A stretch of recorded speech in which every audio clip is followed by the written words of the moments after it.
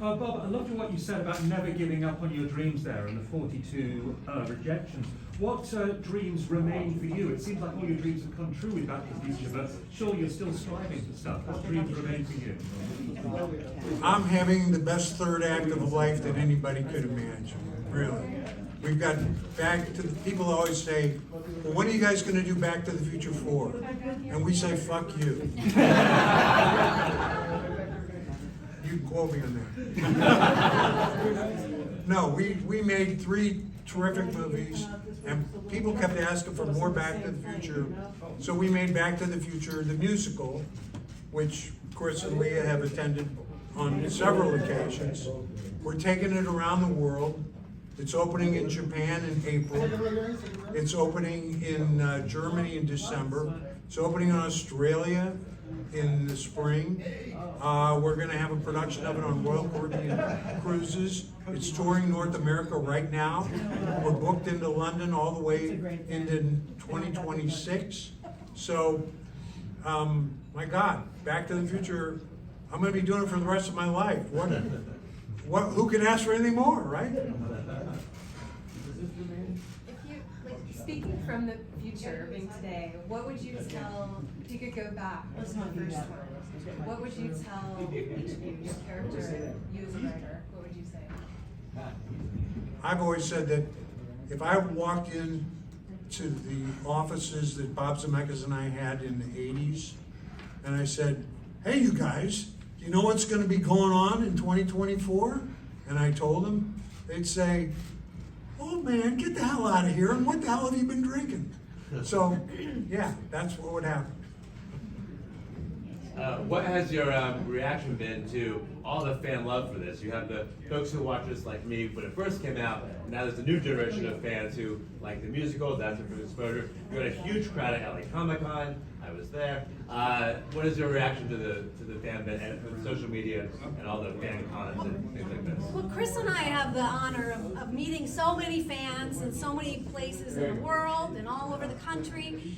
And it's just remarkable when we do a talk back, and half the people weren't even born when the movie was made, maybe 3/4 now, and it's such an incredible honor.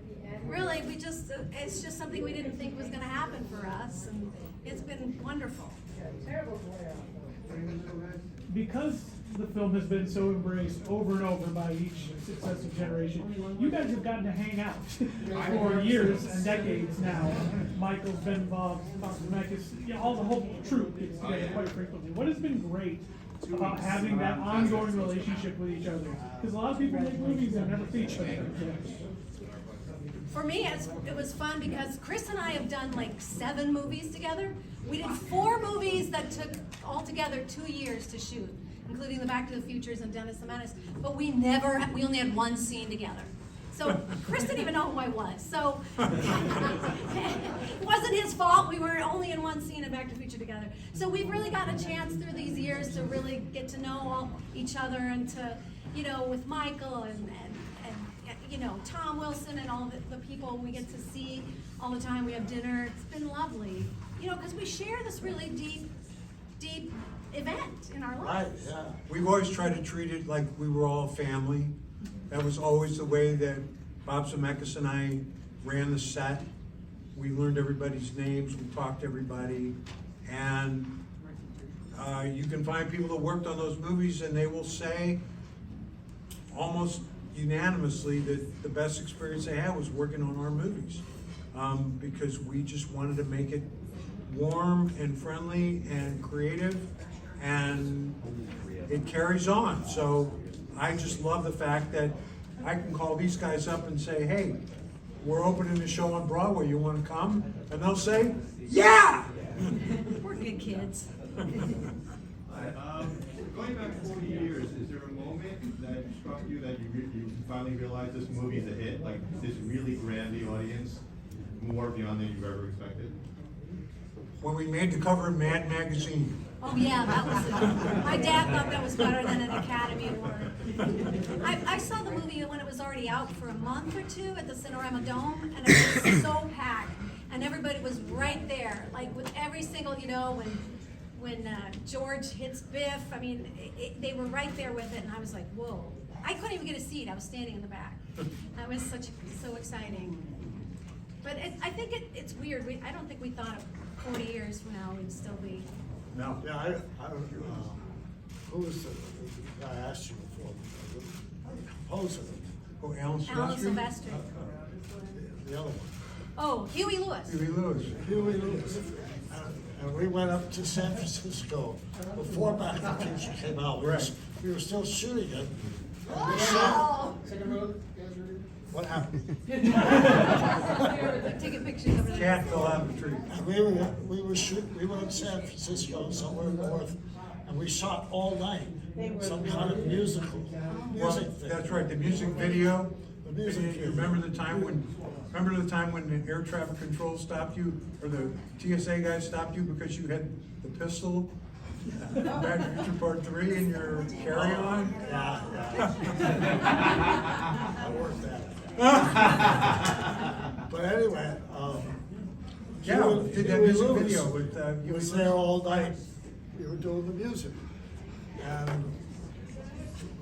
bunch of us were, sitting down at 2 o'clock in the morning, waiting for the next setup.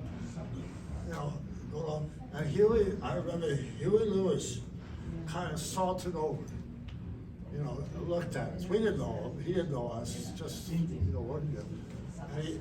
And he looked at us, and he just kind of looked at us, he said, is this gonna be anything? And it was so wonderful because we all felt, is this gonna be anything? And it just doesn't quit. It just keeps on going on and on and on. I met somebody today who said that her 5-year or 6-year-old daughter had just seen the films recently and just can't stop watching them. But that's been the history of this enterprise. Now, we have your official quote for Back to the Future 4. Where do you argue with that? Has there been any thoughts or talks with how animation is going now, bringing the animated series back? No. Okay, all right. You've been talking about him on stage. Would you send a message to the one and only, your co-star, Michael J. Fox? What's that? Send a message to Michael Fox. Oh, love you. Can't wait to get together again. We all love you, Michael. Yeah. You know that. The best. Michael's coming out with a new book this coming Oh year. yeah, about Back to the Future, right? Yeah, all about his experience on Back to the Future, called Future Boy. I don't know if I'm supposed to say that, but You did. yeah, I did. And You said the F word too. everybody's gonna buy it, so. Done it now. All right. It's great.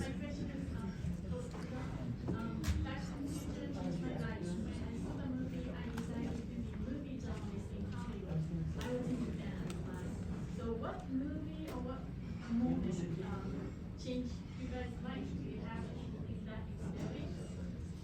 Harold Maude. I loved Harold Maude. That made me want to be an actress. Now I'm getting old enough to play Maude. It's great. In the remake. I was after a younger man. Did you have a movie that made you, or?